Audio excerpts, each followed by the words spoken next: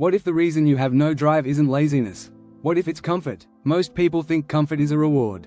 Something they've earned. Something that makes life better. But comfort has a hidden cost. The human brain adapts to whatever becomes normal. And for most of human history, discomfort was unavoidable. People walked long distances, worked physically demanding jobs, faced uncertainty every day. Effort wasn't optional. It was survival. Today, the opposite is true. Food arrives in minutes. Entertainment is available 24 hours a day. Every moment of boredom can be eliminated with a screen. Every uncomfortable feeling can be distracted away. And slowly, without realizing it, people begin training themselves to avoid difficulty. That is where the problem starts.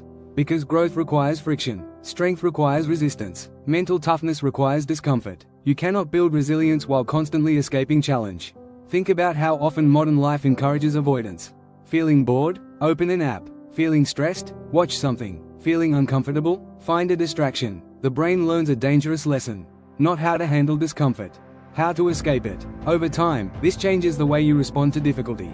Small obstacles feel bigger. Stress feels heavier. Focus becomes harder. Patience disappears. Not because you're weak, because you've practiced comfort more than challenge. And the brain gets stronger at whatever it repeats. The uncomfortable truth is that many people are not exhausted from hard work. They're exhausted from constant stimulation. Their attention is fragmented. Their mind never rests. Their focus is constantly pulled in 100 directions. And then they wonder why they have no drive. Drive is not something you find. It's something you build. Every time you choose effort over convenience.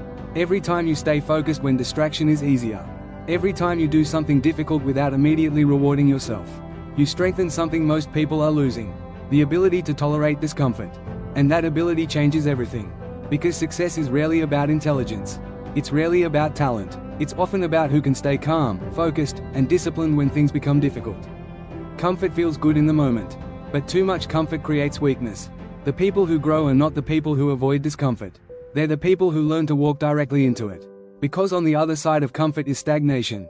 But on the other side of discomfort is growth.